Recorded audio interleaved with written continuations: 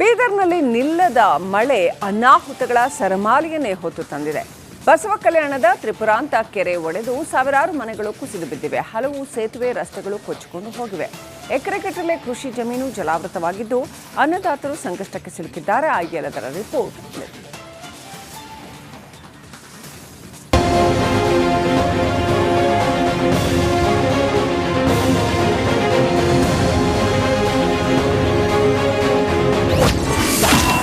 ನಿಲ್ಲದ ಮಳೆಗೆ ತ್ರಿಪುರಾಂತ ಕೆರೆ ಒಡೆದು ಹಾನಿ.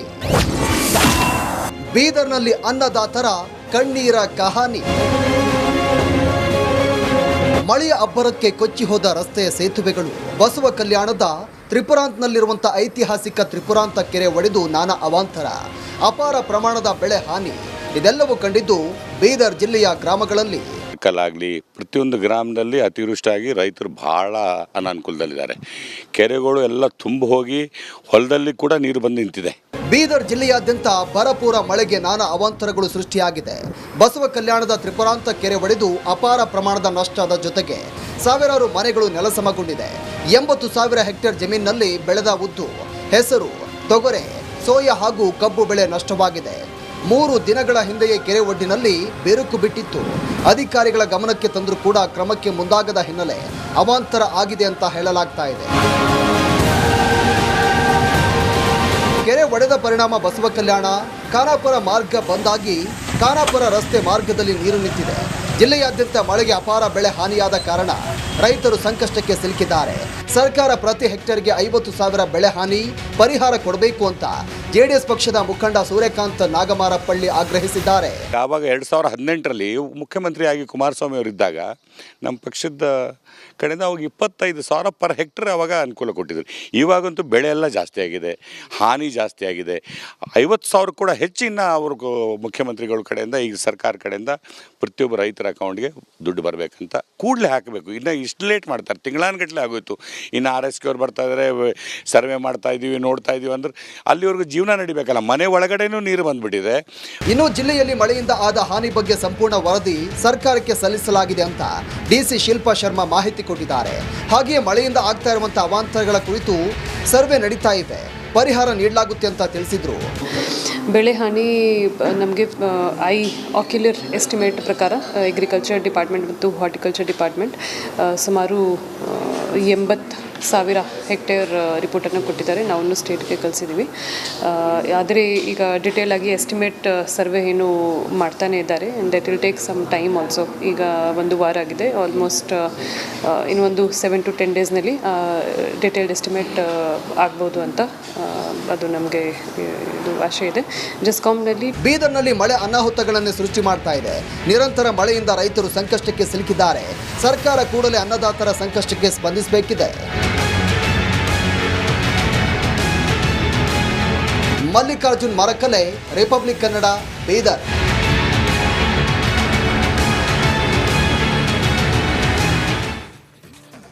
ಬೀದರ್ನಲ್ಲಿ ನಿಲ್ಲದ ಮಳೆ ಅನಾಹುತಗಳ ಸರಮಾಲೆಯನ್ನೇ ಹೊತ್ತು ತಂದಿದೆ.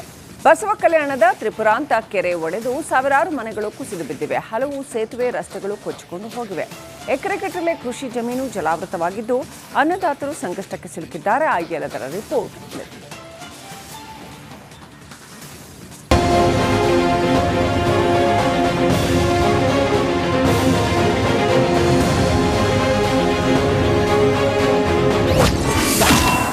ನಿಲ್ಲದ ಮಳೆಗೆ ತ್ರಿಪುರಾಂತ ಕೆರೆ ಒಡೆದು ಹಾನಿ.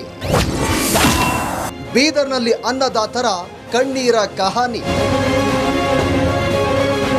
ಮಳೆಯ ಅಬ್ಬರಕ್ಕೆ ಕೊಚ್ಚಿ ಹೋದ ರಸ್ತೆಯ ಸೇತುವೆಗಳು. ಬಸವ ಕಲ್ಯಾಣದ ತ್ರಿಪುರಾಂತ್ನಲ್ಲಿರುವಂಥ ಐತಿಹಾಸಿಕ ತ್ರಿಪುರಾಂತ ಕೆರೆ ಒಡೆದು ನಾನಾ ಅವಾಂತರ. ಅಪಾರ ಪ್ರಮಾಣದ ಬೆಳೆ ಹಾನಿ. ಇದೆಲ್ಲವೂ ಕಂಡಿದ್ದು ಬೀದರ್ ಜಿಲ್ಲೆಯ ಗ್ರಾಮಗಳಲ್ಲಿ. ಕಲಾಗಲಿ ಪ್ರತಿಯೊಂದು ಗ್ರಾಮದಲ್ಲಿ ಅತಿವೃಷ್ಟಿಯಾಗಿ ರೈತರು ಬಹಳ ಅನಾನುಕೂಲದಲ್ಲಿದ್ದಾರೆ. ಕೆರೆಗಳು ಎಲ್ಲ ತುಂಬ ಹೋಗಿ ಹೊಲದಲ್ಲಿ ಕೂಡ ನೀರು ಬಂದು ನಿಂತಿದೆ. ಬೀದರ್ ಜಿಲ್ಲೆಯಾದ್ಯಂತ ಬರಪೂರ ಮಳೆಗೆ ನಾನಾ ಅವಾಂತರಗಳು ಸೃಷ್ಟಿಯಾಗಿದೆ. ಬಸವ ಕಲ್ಯಾಣದ ತ್ರಿಪುರಾಂತ ಕೆರೆ ಒಡೆದು ಅಪಾರ ಪ್ರಮಾಣದ ನಷ್ಟದ ಜೊತೆಗೆ ಸಾವಿರಾರು ಮನೆಗಳು ನೆಲಸಮಗೊಂಡಿದೆ.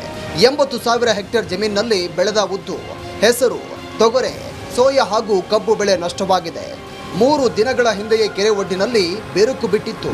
ಅಧಿಕಾರಿಗಳ ಗಮನಕ್ಕೆ ತಂದರೂ ಕೂಡ ಕ್ರಮಕ್ಕೆ ಮುಂದಾಗದ ಹಿನ್ನೆಲೆ ಅವಾಂತರ ಆಗಿದೆ ಅಂತ ಹೇಳಲಾಗ್ತಾ ಇದೆ. ಒಡೆದ ಪರಿಣಾಮ ಬಸವ ಕಲ್ಯಾಣ ಖಾನಾಪುರ ಮಾರ್ಗ ಬಂದಾಗಿ ಖಾನಾಪುರ ರಸ್ತೆ ಮಾರ್ಗದಲ್ಲಿ ನೀರು ನಿಂತಿದೆ. ಜಿಲ್ಲೆಯಾದ್ಯಂತ ಮಳೆಗೆ ಅಪಾರ ಬೆಳೆ ಹಾನಿಯಾದ ಕಾರಣ ರೈತರು ಸಂಕಷ್ಟಕ್ಕೆ ಸಿಲುಕಿದ್ದಾರೆ.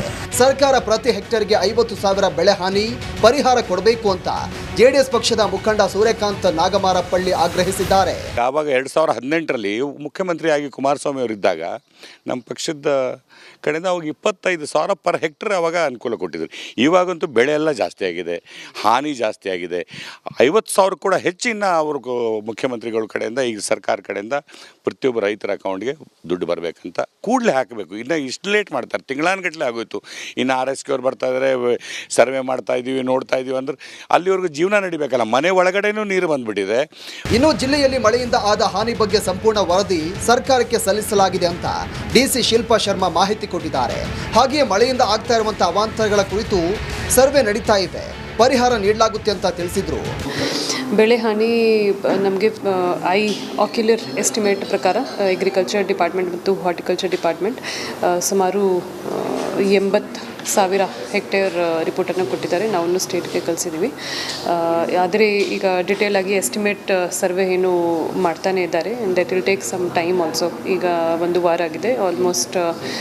ಇನ್ನೊಂದು 7 to 10 ಡೇಸ್ನಲ್ಲಿ ಡಿಟೇಲ್ಡ್ ಎಸ್ಟಿಮೇಟ್ ಆಗ್ಬೋದು ಅಂತ ಅದು ನಮಗೆ ಇದು ಆಶೆ ಇದೆ. ಜಸ್ಕಾಂನಲ್ಲಿ ಬೀದರ್ನಲ್ಲಿ ಮಳೆ ಅನಾಹುತಗಳನ್ನು ಸೃಷ್ಟಿ ಮಾಡ್ತಾ ಇದೆ. ನಿರಂತರ ಮಳೆಯಿಂದ ರೈತರು ಸಂಕಷ್ಟಕ್ಕೆ ಸಿಲುಕಿದ್ದಾರೆ. ಸರ್ಕಾರ ಕೂಡಲೇ ಅನ್ನದಾತರ ಸಂಕಷ್ಟಕ್ಕೆ ಸ್ಪಂದಿಸಬೇಕಿದೆ. ಮಲ್ಲಿಕಾರ್ಜುನ್ ಮರಕಲೆ, ರಿಪಬ್ಲಿಕ್ ಕನ್ನಡ, ಬೀದರ್.